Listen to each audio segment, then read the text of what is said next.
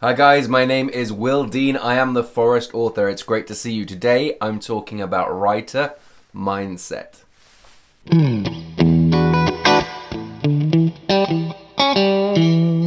We have snow here in the Swedish forest. We have quite a lot of snow and it is melting.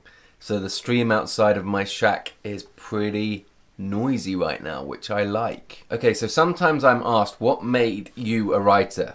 Like, why are you a writer? And I'm going to try and explain why I think I am a writer and why my mindset kind of evolved to being a writer, if that makes any sense whatsoever. So I definitely didn't think I was ever going to be a writer. My family are very practical, kind of hands-on people. They're not, intellectuals. I'm the first person in my family to go to school, I think past the age of 16. So I didn't know anybody who worked in the arts or any way in anything creative whatsoever. You got your job and you paid your bills. I didn't grow up with a lot of books in the house, and I didn't grow up around anybody who was particularly creative, and definitely nobody who made any money from anything creative. So why did I become a writer? What happened? I think a lot of it came from my childhood years. So as a kid, I was socially awkward, I was shy.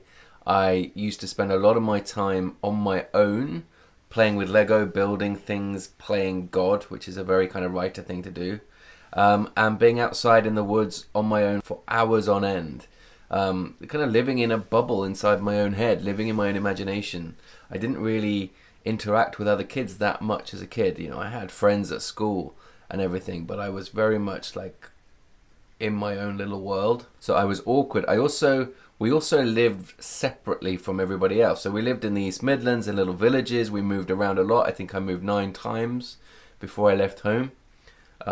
We rented bungalows. We rented a 2 up, 2 down. We owned a house here, then we rented, and we moved around a lot. And that kind of isolation that came from that fact that I'd never knew my next door neighbor for very long, was kind of tough as a kid, but now I'm really grateful for that, because it meant that I became reliant on my own imagination and my own imaginary worlds, and reading and writing stories down and just imagining. A lot of it was imagining rather than reading and writing. It was just daydreaming a lot and spending time on my own, like not being occupied.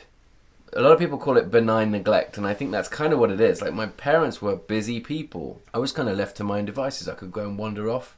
I didn't, obviously, these were the days before the internet, so there were no like iPads and iPhones. I was kind of ushered outside, told to go and play, down the back lanes or in the fields, and that was a good thing. Like, I'm used to and I enjoy spending time on my own, and you need to do that a lot as a writer. And then when I became a teenager, things didn't get a lot easier. I wasn't a cool teenager.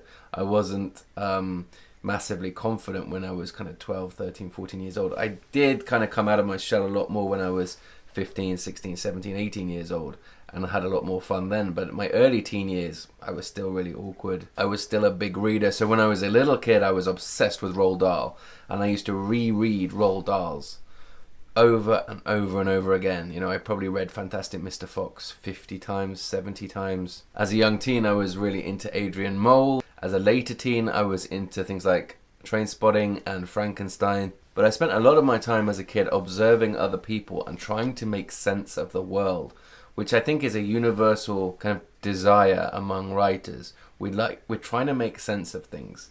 And for me personally, the way that I try and get a grip on life is to read a lot and write a lot, which means that I kind of slow down time.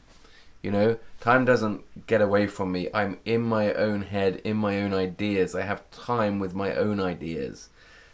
That allows me to feel like I'm getting a grip on my own existence, if that makes any sense. So I was an observer of other people. I used to eavesdrop. I still do. That's part of my job now. Tax deductible. I used to just, watch. I was an observer. I used to watch things happen rather than be involved when I was a little kid. Trying to make sense of things, but also just super curious. I was extremely curious. I wanted to figure things out. The other thing I think that probably helped me, which did not feel like a good thing at the time, was not a good thing at the time, is my parents argued a lot. So especially from when I was like 10 up until 18, so those years, my parents were constantly arguing. There was a lot of tension in the house, and I needed to escape that somehow. You know, my parents were very stressed, very anxious. They had a tough time, and they did not get on together, which meant that I threw myself into reading. I threw myself into imaginary worlds. I threw myself into writing. No, I didn't throw myself into writing at that point. It was reading. Reading was my escape. Reading was my comfort. I had two comforts back then, reading and nature, and it's still the same today. So I threw myself into reading. I threw myself into being kind of an independent individual grown-up, even when I was 15, 16, because my parents were not getting on. They were very focused on their own stuff, on their own issues, on their own problems. So I kept myself to myself. You know, even within the house, I was very like into my books, into my studying, especially A-level years. I really threw myself into those subjects, and there were subjects I found really interesting, like especially history, and I started to understand the fun of getting deep into a subject. So up until the age of like 15, 16, you study a wide range of different subjects in quite a shallow sense. And then in A-level, it was my first opportunity to go deep and narrow into a couple of subjects. And I really enjoyed that. And that is also a skill and a kind of a thing that is really important for being a writer. After school, I went to university. I was the first person in my family to go to university. Back then, we're talking mid-late 90s, I got a full grant, and there were no tuition fees back then. So a whole different world than now. I was really, really lucky. Full grant, no tuition fees.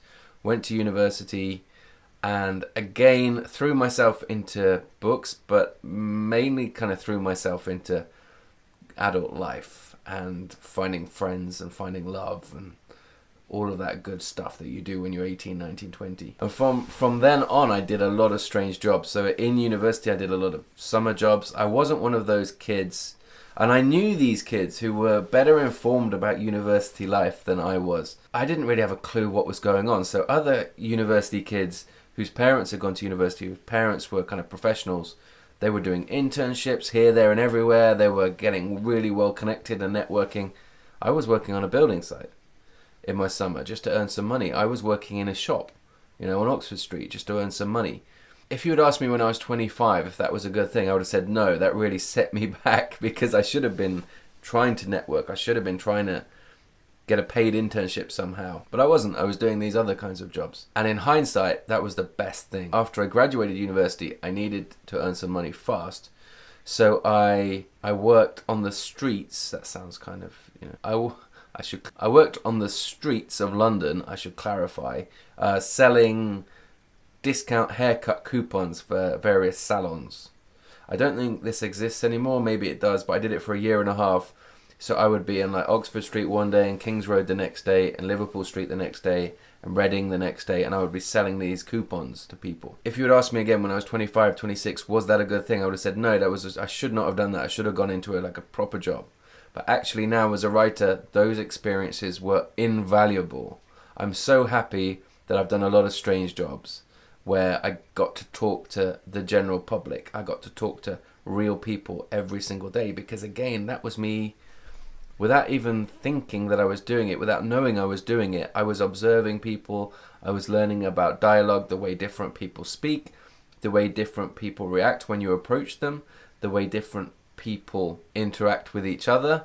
It was a really, really good apprenticeship in terms of studying humans, which is basically what writing is, and reading. It's about trying to understand what being a human is. So I had lots of odd jobs, lots of strange jobs, and I had lots of flatmates. I lived in various different flats in London, moved around a lot. You know, back then you would find a flat share in the back of Loot newspaper, and you would call up from a phone box. There were no mobile phones, I don't think, back then, or I didn't have one.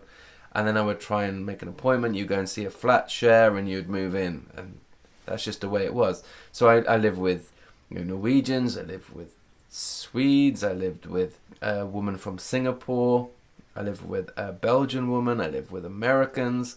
I live with people from all over the world in all different flats in all different parts of London. Never North London, East London, South London, and West London.